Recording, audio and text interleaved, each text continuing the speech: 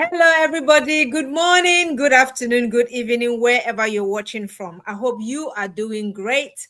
And today, Nelly and I are on the Navigating Parenting again. And we are going to be looking at a very interesting topic, which I think is so personal for me. I don't know, Nelly, about you, because just today, I felt this way. And we're looking about parenting, with grace, not guilt. I know sometimes as parents, I've had it so many times where you miss your child's appointment. Maybe your child said something, you didn't listen well, and you miss that birthday, you miss that precious moment, and then you feel like, oh my goodness, what have I just done? And then that's where guilt creep in. So today we're going to be sharing our experiences, how to parent with grace, not with guilt. For anybody who doesn't know me, my name is Peggy Barre, and I am the founder of Arise and Thrive Academy. I'm also a survivor empowerment coach and a domestic abuse practitioner. Let me pass it to Nelly to introduce herself. Hello, everyone. Welcome to another session. My name is Nelly Kwasinwi. I'm a social worker, transformational life coach, and co-director for Hand in Hand Community CIC. Welcome and stay tuned. Please, if you have any comments, use the comment box so we will be interacting. Thank you. Great. So I think, Nelly, as we're talking, maybe the first thing or the first place we want to start is, first of all, talk about guilt. What is guilt and what is grace? Or maybe the difference between grace and guilt. So guilt says things like, guilt, of course, make us feel guilty. We feel like we are not worth it. We feel like we have committed the worst error ever, and then it affects our emotion. And I'm thinking, in fact, maybe Nelly, from your point of emotion, maybe it would be good for you to actually distinguish guilt and grace, because I know that you are the guru in that area. Just giving me a big name for nothing. So, guilt for me is that feeling that we feel we are not adequate. We feel that we Yeah. need to do something extra.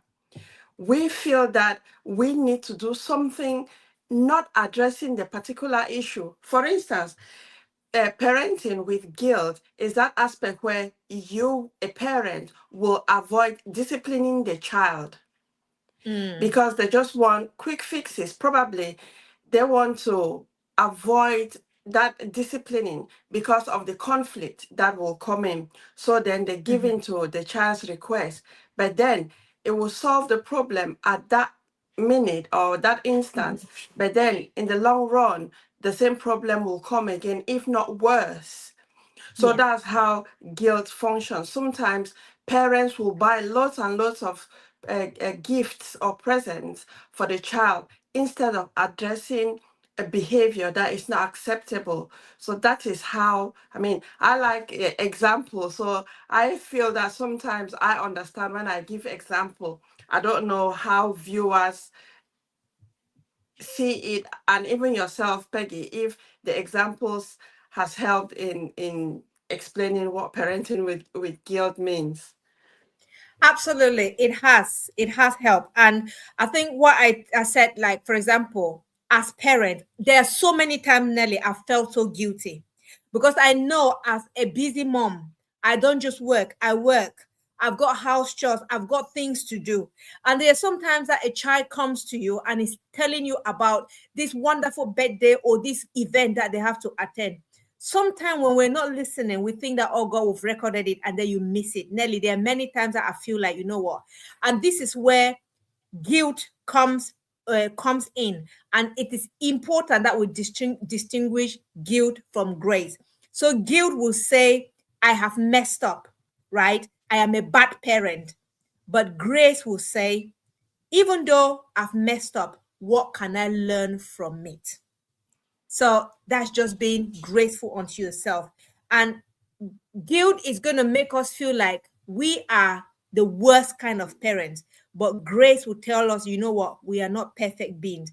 We are human beings. We make mistakes. And so we should just take it lightly on ourselves. So I feel that that is the different that is the differences.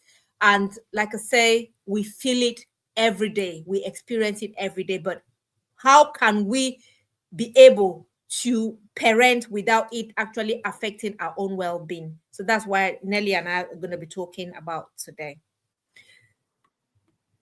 So So just before yeah. we go to the point, when we talk Mm-hmm, of parenting with grace, it mm-hmm. doesn't mean that we give our children all that they need or all that they Yeah. ask for. Mm-hmm. Saying no can be a response in a graceful way. Because Yeah. as a parent, you might realize that what that child is requesting for at that moment might not be to their advantage. But because you Yeah. know it from a different perspective and you say no, doesn't mean that you are not caring or you don't care about your child. And that guilt Mm-hmm, doesn't have to step in because you can justify to yourself, not to anyone else. You can justify mm-hmm. to yourself why you've said no. Because when we want to discipline our children, saying no is very important rather than Yeah. saying yes all the time, because mostly saying yes might come from a place of guilt because you say, oh, I want to give my child everything that myself as a parent I did not have. But that way, are you actually being graceful with your child, or are you acting from a place of guilt? So it's to weigh them up, and you need to be questioning yourself where that action is coming from. Is it from a place of, I always say, is it from a place of love or from a place of fear? Though it's Yeah. common for us to confuse fear with love or love with fear, because sometimes we act out of fear in the Yeah. place of love. Yeah. Absolutely. And again, speaking from the domestic abuse perspective, that when a parent, when both parents split up, and for example, if the child or the children gets to live with one parent, just like you said, Nelly, sometimes parents can be tempted to kind of compensate the children, because again, we feel that guilt. We start to feel the guilt, like maybe it's my fault that this whole thing happened. We're feeling guilty for the fact that the children maybe are not in the environment, or maybe they're not having the life that they would have loved to. So in that way, we start to compensate, and by compensating, we may instead, not discipline the children in the right way, because we're being so lenient. And then that is where boundaries do not come in. And this is where sometimes parents get confused, and they don't even know where to start and how to parent. They're confused whether, that is where, Nelly, you're talking about, that is the way they're parenting from guilt, and they're parenting from the perspective of fear, because they are worried and they're fearful that if they don't give the child what the child is asking for, or if they don't make the child feels like, what, they love that child, then that child is gonna hold it against them, if that makes sense. So that's where we tend to give away our voice, even as parents, where you can tell the child, hey, this behavior is not right, stop it. Most parents do not have that gut and that courage to say that, because they feel like if they do that, they're hurting that child, and maybe they're gonna be adding onto the hurt from that domestic abuse environment where that child is coming from. So yeah, so that is another aspect that we need to look at. Yeah, and just thinking that we are all emotional beings, social beings, Mm, whether we are parenting from guilt or from mhm, grace, it all deals with our emotions. But like we've mhm. talked about, the guilt comes from a place of fear, is that auto response system. But then, if you are acting from, or if you are parenting with grace, it is that Mhm. intentional parenting, conscious Yeah, parenting. We talk about conscious parenting some sessions back, is yeah. that awareness. What are you, the action that you want to take? What perspective is that coming from? Is it Mm, in an aspect of you want to overprotect your child, though at that stage you might not even think that is overprotection, but is it coming yeah, from overprotecting the child, which is again linked to fear, and it is yeah. guilt? And I feel that like what is going on in our society now, there's a lot of that guilt aspect in it, because you see children are growing up, they don't even know, they don't have the basic life skills, Yeah. and some of them get into adulthood. Sometimes I think, what have the parents been doing that they have not taught their children these basic life skills? Because children stay with parents until they get to the age to go to university, but even to take care of themselves, they don't know. They can't even prepare a meal for themselves and things like that. It might look small, but when the child gets to an age where, say, they get to 18 years and above, they are adults and they cannot do that for themselves. They tend to depend on their parents, on their Yeah. partners, on others, because they've built that dependency. But if you trace that back, you realize that probably the parent was acting from a place of guilt, where they did not want to allow their child to do this or to do that, because they term it exploitation. Because, for Yeah. instance, if your child eats, start from a young age to teach them how to wash dishes, that when you eat, wash your plate. It's not to Mm. wash the dishes for everyone in the household, their plate. Or start by taking the plate after they've eaten to the sink and then wash them. Just gradually, but it depends on the age of the child. It needs to be Yeah. age appropriate, but it's to introduce them chores bit by bit as they grow older. I'm sure we've talked about this in a number of episodes. Introduce Yeah.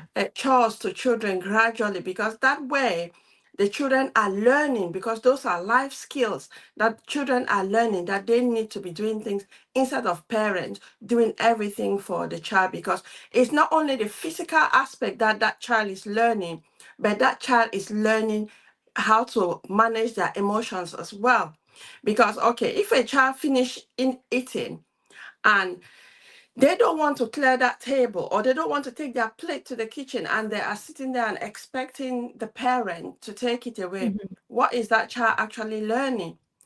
When the child knows that they don't have to clear the table when they eat, they've already mentally, they've developed that mindset that some other person is going to clear the table. And then imagine Mhm. the next time they want to eat, they expect to eat from a clean plate. Who is the person who has watched it? So it's for parents to be mindful, the discipline that they have in place. Is it coming from a place of grace or from a place of guilt? Just to be questioning, because we will know. But the funny is, sometimes, most of the times actually, when people realize that it's coming from a place of guilt, they want to justify why. They'll say, I don't let my child do this because, but. So all those extensions, those are the justifications for why, because you're guilty, which does not really make sense, to be honest, because it is, you want to justify from that place of fear, because you don't Yeah. want to accept that you need to do it a different way. And parents are really good at either being in denial or being defensive, because they feel that some other person wants to tell them something else to do that they don't want to. That is so true, Nelly. And I do feel that honestly, when we do sessions like this, we there are things that you tend to, in fact, I pick up some certain things that I learned from. There are days that I it's not as if there are days that I do parent on guilt. And I've just given like an example. Like, for example, about this dishwashing thing. I know we've talked about dishwashing thing a lot on our shows. But there are some days that when I come and the dish is full, at the back of my mind, I'm thinking, but that child has gone to school. They've been to school, they are tired, they've come back, why should they be able, why should they do that and all of that? But they at that point, I'm being compassionate, am I? Isn't it? As a parent, I'm thinking I'm being empathetic. Let me put it that way. And I'm thinking that I need to let it go, let them not do it. But the trouble is that if if I let them not do it that day, they'll, in their brain, they'll want to leave it again the next day, just like you've explained, right? And then when I actually fought or like persuade them to do it, I start to feel like guilt, feeling like maybe I'm not compassionate enough, or I'm not a good mom, or I should have done it and all of that. So sometimes it's difficult to balance those emotions as a parent. But my takeaway here is that if you set a standard, if you set a routine, try as much as possible to let that routine be consistent, right? There are some days that if they don't do it, maybe because they're tired, I always like, now, Nelly, you've taught me that, just leave it there. Nothing is not going to happen. Leave it there. When they are ready to do it, they'll come back and do it, which is something that I've learned. So I think another thing that we can go on, which is the next point, is talking about self-compassion. How does self-compassion strengthen our parenting? So I don't know whether, Nelly, you want to introduce that, and then we look at explore how compassion can actually strengthen our parenting styles. Okay, I'll start with just some research about self-compassion. That Mhm. self-compassionate parenting demonstrates lower stress, and this is research from many researchers. There's Mhm. also greater emotional availability from the parents and more consistent responses to children. So parents are emotionally available and they are self-compassionate with themselves. And let's remember that children will learn what they see their parents do and not what they hear their parents saying. So when the parent displays that self-compassion, children pick up on it. For instance, if a mother or a father is anxious about something, and let's say the Mm. child comes and that child sees the parent panicking, the parent has never told the child that panic when you are in a challenging situation, but that child has seen it and it's been registered in their mind. So when they are faced with a challenging situation, their automatic response will be they will panic. And that is how Mm. anxiety is being developed, which is very common now. So it's not, some of it might not just be from from the children's own situation, but it's what they have learned from observing their parents. And the Mhm. parents might not intentionally want their children to learn that, but just from the way they respond. So when you are self-compassionate, you deal from a place of awareness, from a place of consciousness. You are Mhm. intentional in what you do, how you say, I mean, just everything. But it Yeah. doesn't mean that there will be times where you cannot feel guilt or you cannot have thoughts of guilt, because Mhm. you cannot stop the thoughts that come into your mind, because we go through thousands and thousands of thoughts in one day. But you have control over what thought you want to focus on. And that is the main thing. Because sometimes, Peggy, like you said, the guilt, when there's that moment where you feel guilt, it doesn't mean that you are not self compassionate. It's the thought coming in. But then you can acknowledge the thought and dismiss it. Some other people will dwell on that thought. So that's where the difference comes in. So it just depends Absolutely. on you being intentional, being conscious of what you allow in your mind, but start with yourself, because our children will learn through observations from us. That is so true. And it's just talking about today. I was listening to one podcast and was talking about the power of parents seeking for help. And the lady was talking about where it was about adolescents. And the lady was talking about the importance of us parents learning to put our own life mask. Is it life mask? Put our own life Oxygen jacket mask. first. Oxygen mask, that's the word. And she was talking about the importance of putting our own oxygen masks first, because our children, yes, they go through a lot, during the daily challenge. They've gone to school. We don't know what has happened. We don't know what has transpired. And when they come back, they are overwhelmed. They have issues that they're dealing with that maybe they cannot talk, right? But then again, maybe they cannot say it because they're looking at us. We're feeling so fragile. We haven't got our oxygen masks on, So we are not ready to actually take on and absorb what they can tell us. So that's why sometimes they actually just go quiet in themselves. So she was saying that as parents, we need to learn to be conscious, just like you said, Nelly. We need to have that self-compassion for ourselves. And self-compassion means that recognizing that maybe you got a weakness in an area and you can go to learn that weakness. Let me take for example, if I've learned over the years, or over these years that I've learned to parent as a single parent, I've learned that when I have self-compassion, when I feel compassionate for myself, it actually builds my confidence as a parent.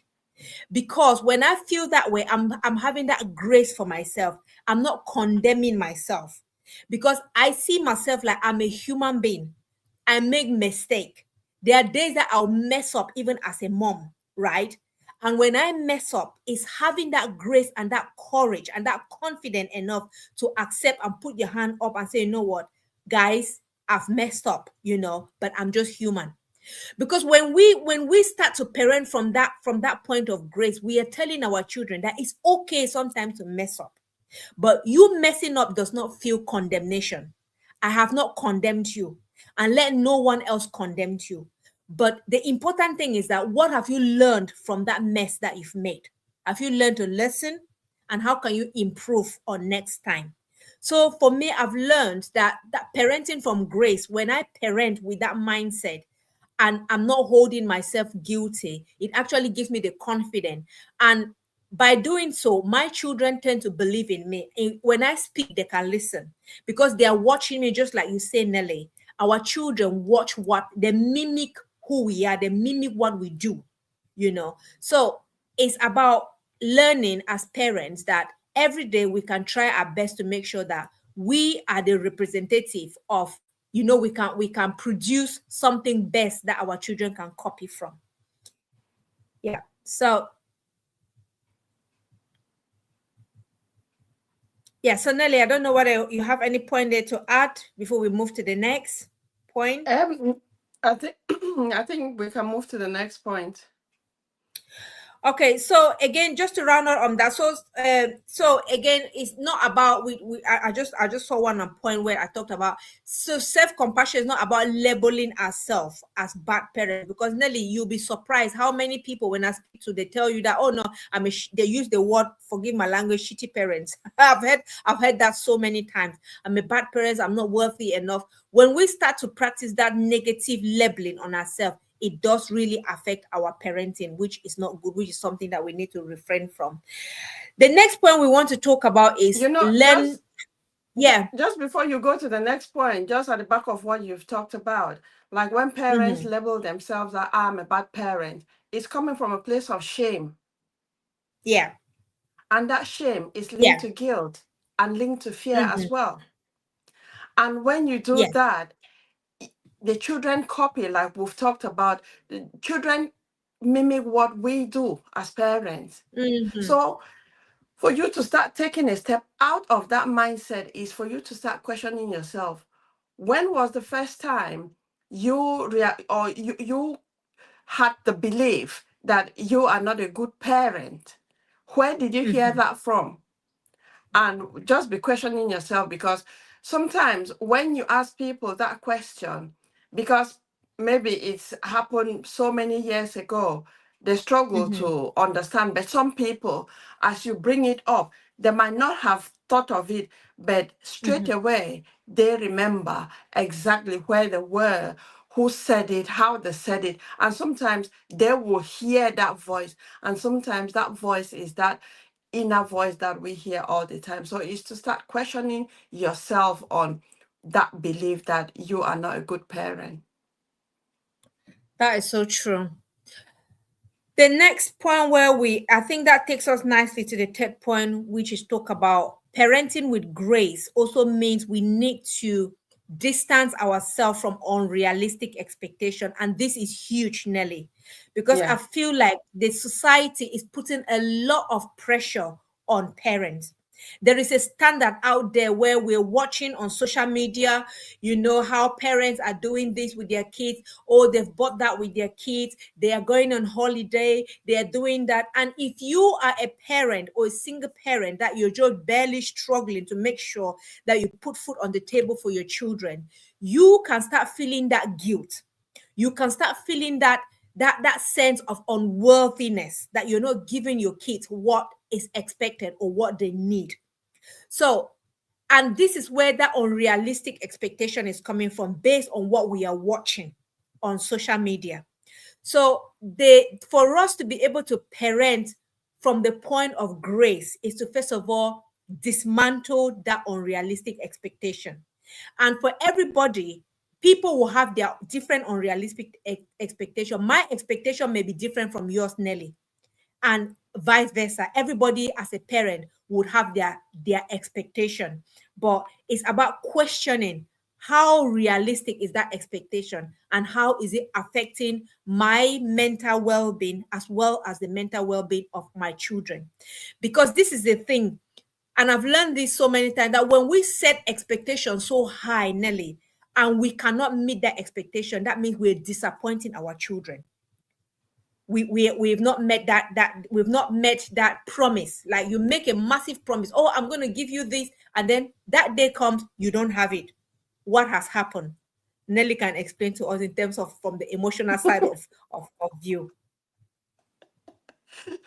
Okay, I'll say something else. So, this is just research that I came across, and it says that 62% of parents say that parenting now is harder than it was 20 years ago. And that ties Mhm. in, Peggy, with what you were saying, because Yeah. 20 years ago, the level of technological advancement was not the way it is now.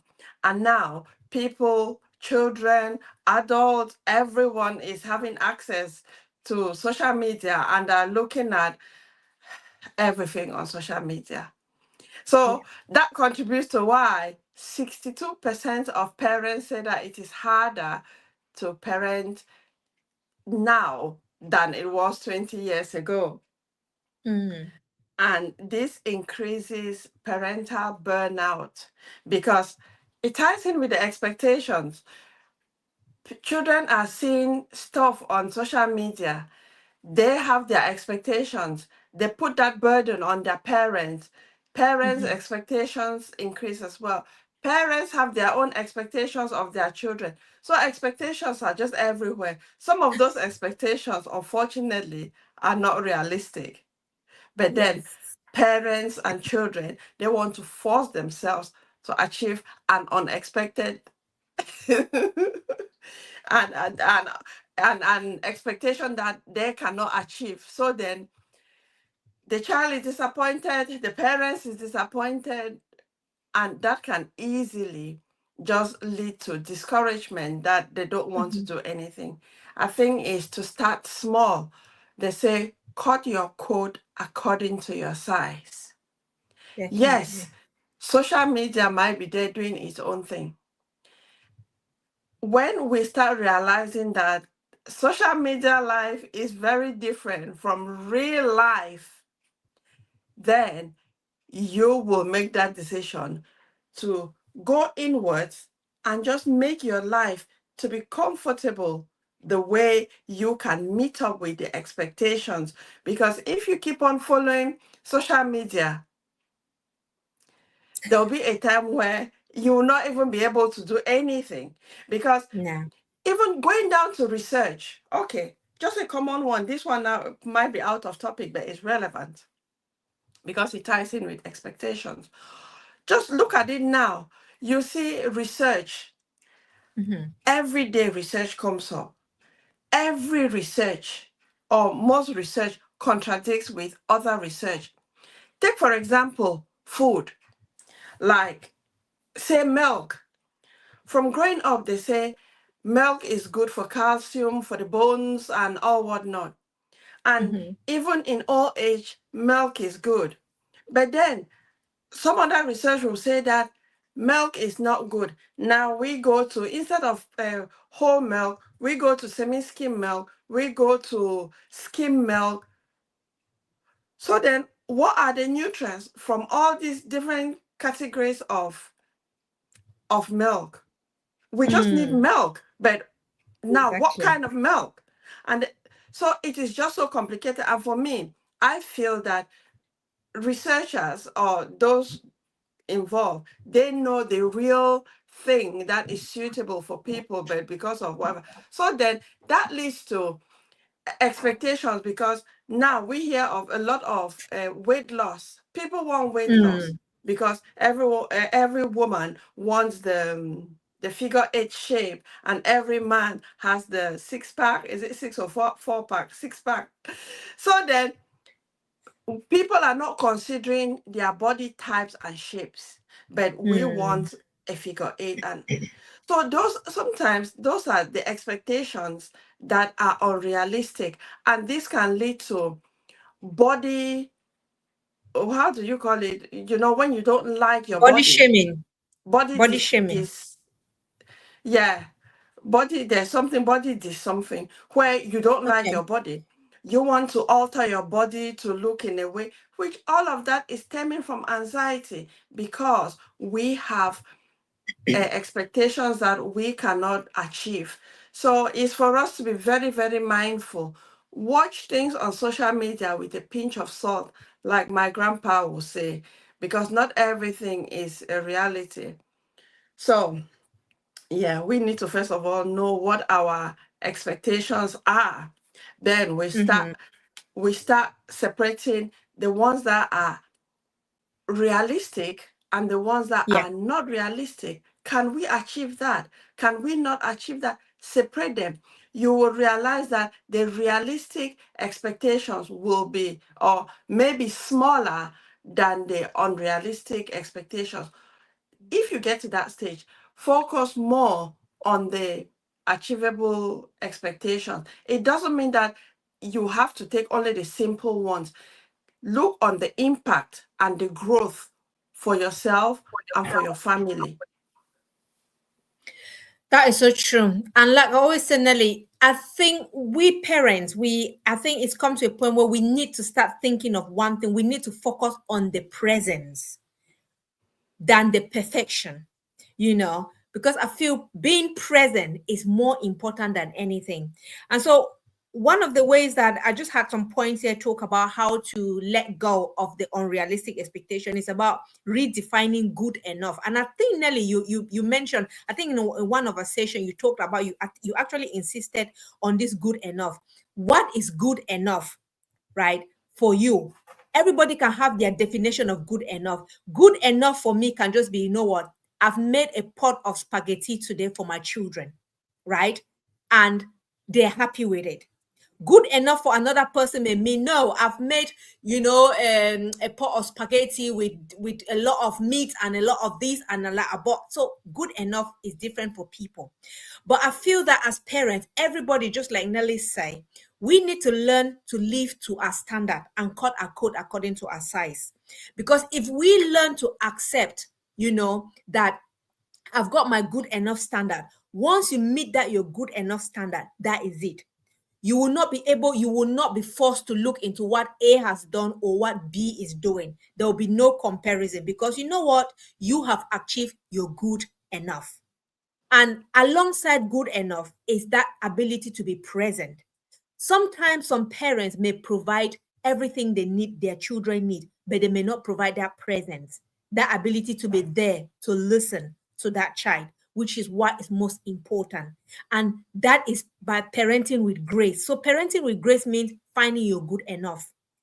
Another thing is about separating standard from pressure. I think Nelly we've talked about it, because what we're seeing now is the pressure that the social media is putting on us.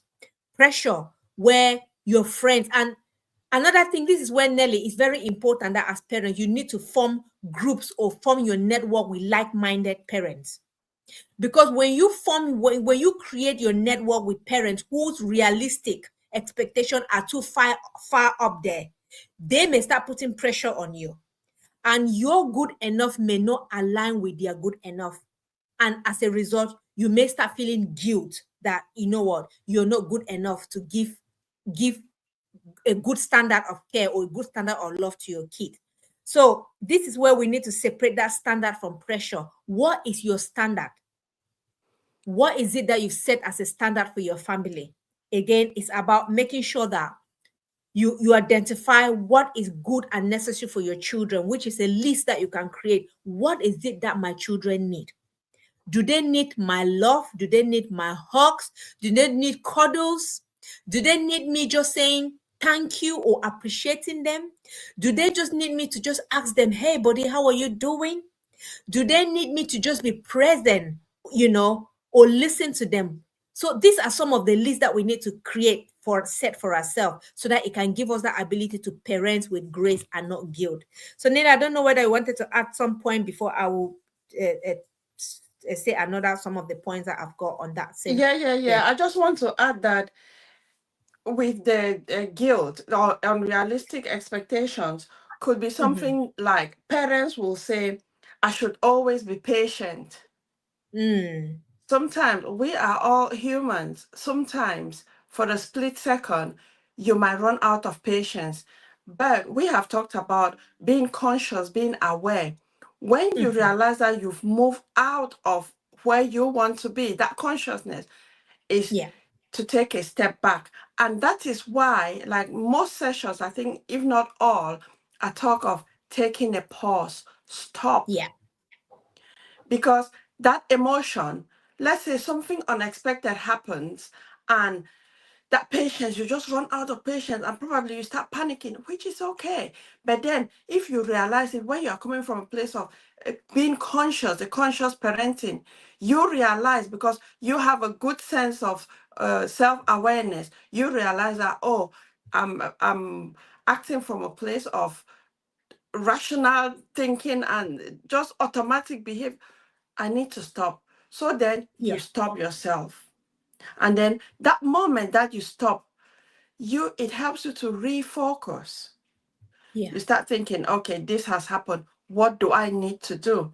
But when you have that thought that you always have to be patient, sometimes it might be very unrealistic, because let's say a child has a tantrum, and instead of focusing on the behavior, you might just want to, or instead of trying to find out what is going on with the child that they are behaving that way, or what is the trigger, probably it might just be easier to pick up the child and go with the child. But then what does the child learn from there? And then Mm. another one is, another expectation might be that a parent say my child always has to listen. Is that coming from a place of control, or is that coming from a place of consciousness where you want to promote independence for that child?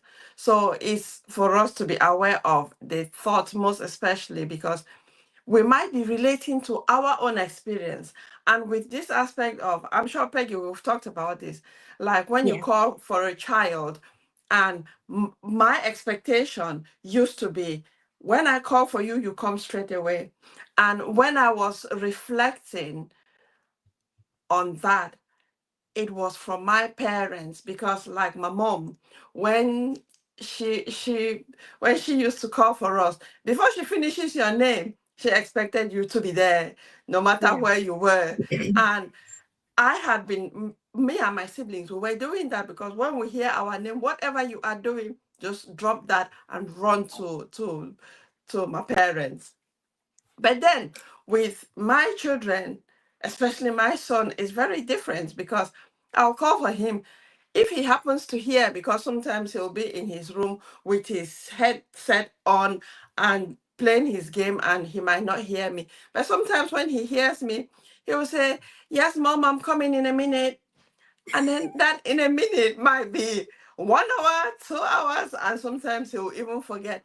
And then sometimes he will even refuse that he did not hear me call for him. Yeah. And I was like, but you answered and you said, just a minute, mom. But so we need to be mindful of those expectations. Where are they coming from? Mm-hmm. And if you want to know that you have realistic expectations, it should be like connection before correction. Because Yeah. yes, we all make mistakes, but then acknowledge the child before the correction. And this one, it takes me back when we were younger, when we did something wrong. Sometimes we didn't even really understood what we did wrong, but we got the punishment for what we did wrong. And at the end, we didn't even learn because we didn't know what we did wrong in the first place. And then the next one is consistency over perfection. I know you've talked about this, Peggy, because Yeah. sometimes we want to be perfect. Speaking with a few parents, they say, I'm very perfect. I do everything right. Everything is in place. Sometimes that's coming from a place of fear, unfortunately, Mm. because you are being overprotective.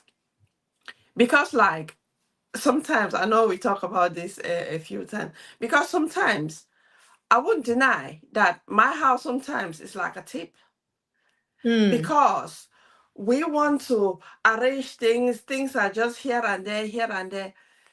For me, I care how we feel in my house, and not that if A comes, what will they say about my house? If I have a Mm. visitor, that person comes for probably 30 minutes, 1 hour, but I stay in that house for 24 hours. So I've got to that stage where I don't need to please anyone. I need to make sure that I do what I feel comfortable with, and my Mm-hmm. home is the most comfortable place that I can ever have.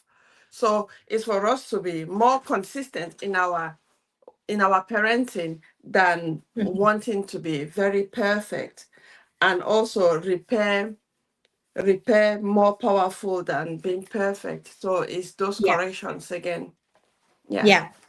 That is so true. Some of the points that you talked already overlaps even with some that I had, which are really, really Yeah. great. And when you were talking about, being again, it comes back to that conscious parenting where we have to just be conscious of our behavior. Is it coming? One thing I've been learning from you a lot, is it coming from a point of fear or from a point of love? It's very important to distinguish the two. If I know that it's coming from the point of fear, that it is my own experiences that is actually pushing me to do this thing, then that's where I need to pause, and then reflect. And one thing that, again, we talked about parenting from the point of grace is we need to stop comparing somebody's chapter from another.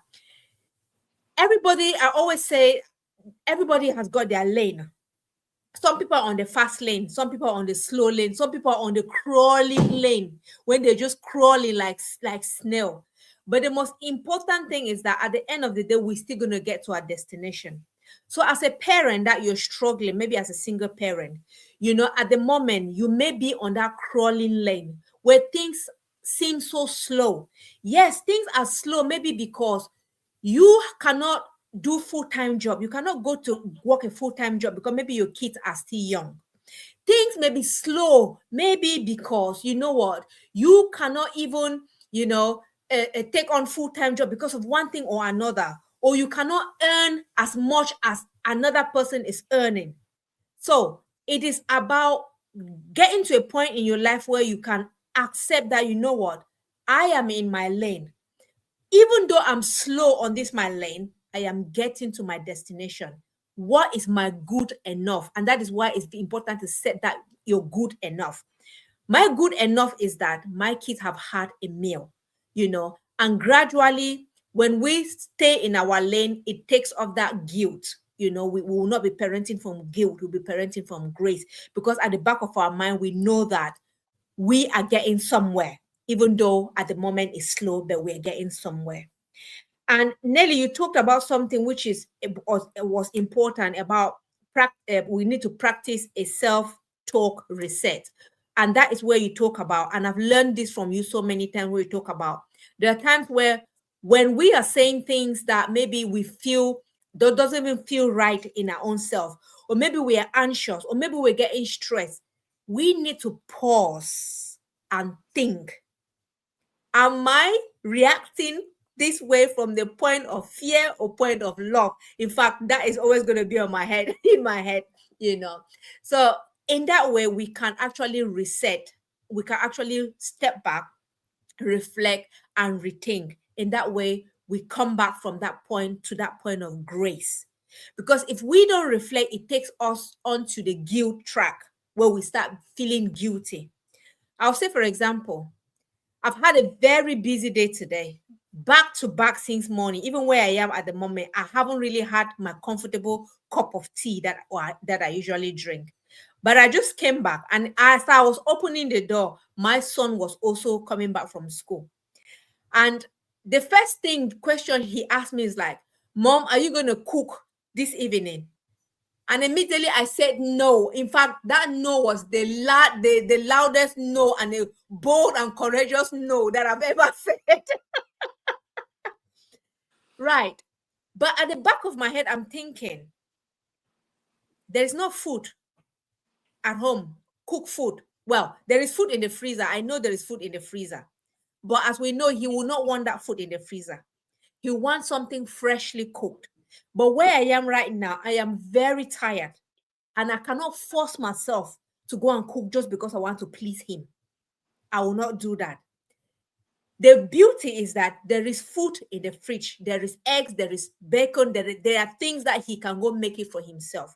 And this come back to that point, Nelly, where you talk about how we start to raise them up early so that they can start do basic things for themselves. I know for sure that, well, he is now in the kitchen as I'm talking. He's in the kitchen because when I said no, I am not cooking, he needed to go and sort himself out, you know. So, yes, I know he's going to sort himself out, but at the back of my mind, I know that, you know what, I've given myself grace today. I'm not going to parent today with guilt. I'm not going to feel guilty that, oh, I haven't cooked fresh food. Because you know what? Everything that I've done today was also for his well being. What I did today, I went to job today, is to also put money on the table so that I can provide that food that he needs. So I'm going to put grace first than guilt, right? To acknowledge myself, to say, you know what, Peggy, well done today. Well done for doing all the things that you did today. And hey, you're not going to feel guilty for not cooking, because you know what, that's just a one day thing anyway. And yes, I know that tomorrow I'm going to find a time to cook fresh food. So for me, that is where grace come in than guilt. And I'm thinking that way, Nelly, because I've grown in my mindset. If that was 4 years, 5 years ago, I would have sat here now torturing myself, blaming myself, calling myself all the negative names that I could ever call as a parent. But I have learned that, hey, I need to be graceful on myself. So yeah, I don't know whether Nelly Yeah, wanted to add something that we can round up. We can go down to the last our last yeah. I point. just want to say, parenting is a journey that is full of learning opportunities. Me, Mhm. myself, all this experience that I have is because I led myself to learn. Because there was a period in my life where I struggled with my parenting and Mhm. even disciplining my children. I struggled. I was really low that when I wanted to talk to my children, I would cry. Mm. Good thing, I quickly realized that that was not right. Yeah. And I said, if I'm doing this in front of my children, it was not intentional. It was just how low I felt. But then that was when I started taking a pause. So when I Mhm. wanted to speak and I realized that my voice changed and then tears wanted to come up, I would stop myself and then go back and I wouldn't say what I wanted. So it's just Mhm. little steps that we need to be aware of and start taking. It doesn't mean that because we are here talking that we have it all. No, Yeah. we started from somewhere because we were struggling and we Yeah. learn to the point that we are at now, and we continue to learn. So any of you watching, no matter where you are, know that it depends on you. If you give yourself permission to learn, then you will get to a place that you feel more confident in your Yeah. parenting, where you realize that you'll be acting from you'll be parenting with grace rather than guilt, because you will be able to differentiate. And that goes down Mhm. to self-awareness. What are the things that, I mean, what are your strengths? What are your weaknesses? What are the Mhm. triggers? There's just so much that will come up for you, but that helps you to differentiate whether you are parenting from grace or from guilt. And again, is linking the fear and the guilt, and the fear and love. Yeah, absolutely. And that brings us nicely to our last point, which is talking about building confidence in our parenting journey. Just like you, Nelly, say, when we learn to parent from the point of grace, not guilt, we build confidence in ourselves. That is where we are bold to actually make decisions and make statements without feeling guilty, because we know that, what, there's no harm. I haven't killed anybody by saying that or by acting that way. So one point that we have to talk about, where I had on my jotter, is we need to keep small promises to ourselves. There are sometimes that we want to celebrate bigger goals, bigger mega things, but we need to know that building confidence in our parenting journey is to celebrate small wins. Nelly and I, we've talked about before, when our kids go to school and they get little awards or they get praise and all of that, I know I can slap myself on the jaw. I know that there are days that I forget. I know that there are days that I'll receive messages from school that, hey, your child has gotten one marker point because of this and that and that. We don't tend to celebrate those small goals. We just like, that's just nothing, right? So again, we need to start celebrating those goals, not just for our kids, for ourselves as well. Appreciating ourselves. When every time you go out there, you go, like today, to be honest with you, I can say, I came back. Yes, I've got to appreciate myself and celebrate the little wins that I've had today. That is me learning to parenting with confidence and parenting with grace. And when we do that, our kids learn from us as well. So then I don't know whether you have some points there to add. I had like a 4 pointer, but maybe some of it might overlap with yours though. Yeah, so I would say practice intentional connection.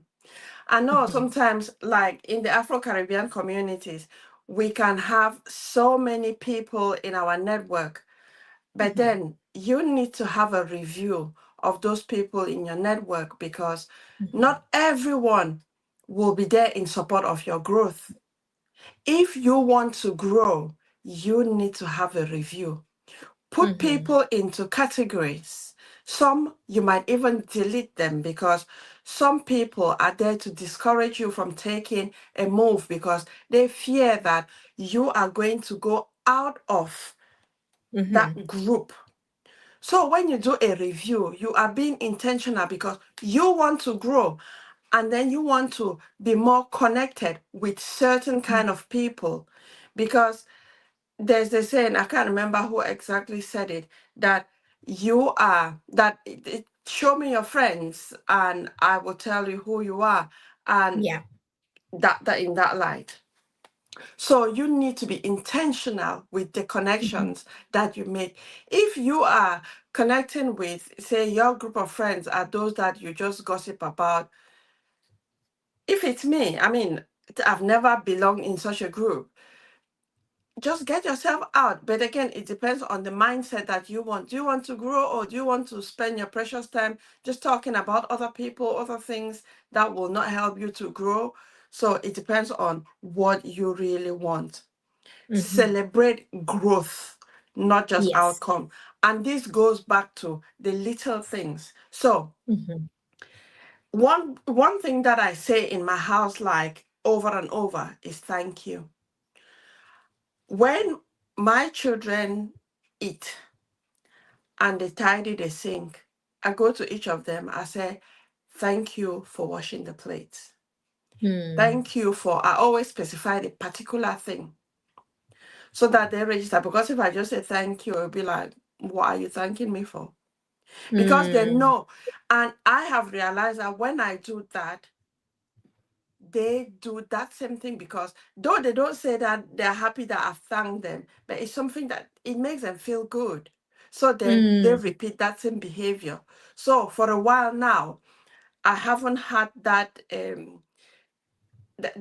situation where I always have to say, wash your plate, wash your plate, wash your plate. Because I think it's because I keep saying, thank you for washing your plates.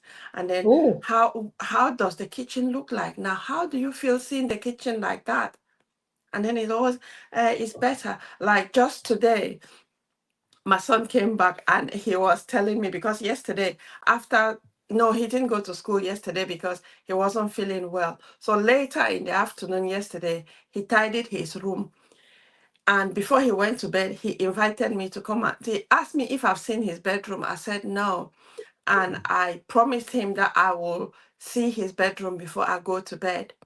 So I went, saw the room, and I said, oh, thank you so much. Your room looks really neat. I like it this way. But one thing I'll ask from you is maintain it, because you don't want to do all this work and then you mess it up, because you are the only one in that room. So yeah, when he came back from school this afternoon, he was telling me, oh, mom, I really like it when my room is tidy. And what I have learned is it's better to tidy it when it's a little messy than to leave it till it's really, really messy.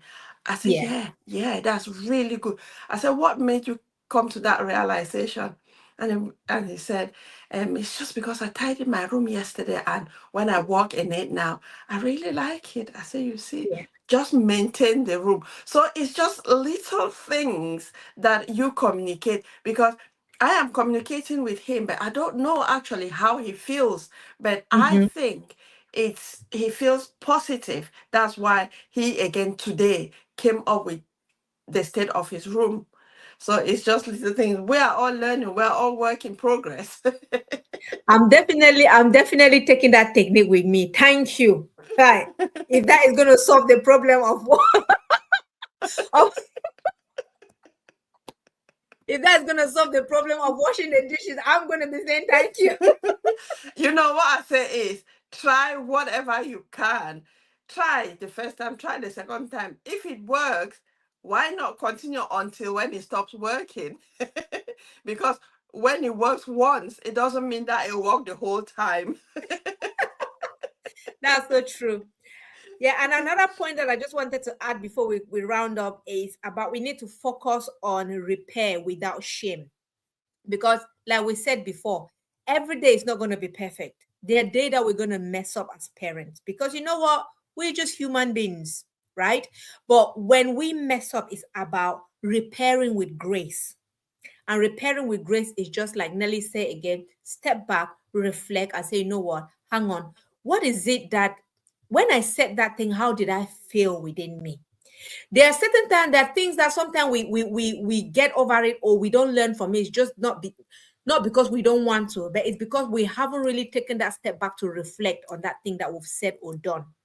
It's about asking ourselves that thing, that statement that I made, how did it impact that person? Was it the right way to say it? Because remember, they say it's not what we say that matter, is how we say it, right? So when we may, even when we miss that appointment, is let's come to the point to apologize. There are times that I've missed appointment, like key event for my kids and my son, and I come back and I am like, and surprisingly, he will be the one to instead console me. He would tell me that, you know what, mom, don't worry. It was just a birthday party. Don't worry. I'm going to speak to my friend and just apologize, that I didn't turn up. So again, sometimes it's about realizing that we can make mistakes, we can make errors, but we need to be graceful on ourselves and even communicate how we feel to our kids so that they in their way can, in a way, support us in their own little way you know there are days that you can say, okay, I'll make it up to you, right? But then with parents, again, if we say we're going to make it up to them, make sure that next time try and make it up, because if we miss it again, then that's where they're going to hold our words against us, and that's where they're going to start seeing our weakness and like we're not serious, right? So that is just the bit that I wanted to add on that. And I think one thing again, like you already said, Nelly, we need to invest on our growth. And like Nelly have said, all these things that we come and share here, I tell you, I have grown, I have learned, I've been learning, and every day I keep learning. I learn from Nelly, Nelly learned from me in a little way. We are still work in progress. So if it is about investing in ourselves, invest in ourselves. I've been listening lately, I've been listening to a lot of podcasts, on different things that which again it actually adds onto my skill box on parenting, which is great. So yeah, Nelly, I don't know what I just want to round up, and then we call it Yeah, a I just day. want to say parenting will with guilt creates pressure, Mm, whereas parenting with grace creates presence. And yes. our children don't need perfect parents. No, children don't need perfect parents. They need regulated, repairing, learning parents where they can grow together. Though parents feel that we have more control, but Mm, sometimes our children know more than what we know. So we can learn from our children, and children want parents who can just be themselves. Because when we put on the pressure, when we put on the mask, our children can feel that we are making things up, and we need to just be ourselves. yeah. That is right. So we need to be ourselves. We should not fake it. Just be us. Just be us. So thank you so much, Nelly. And thank you, viewers, for watching. Maybe you're going to be watching later, but thank you so much for being a part of this. We hope that you learned something from it.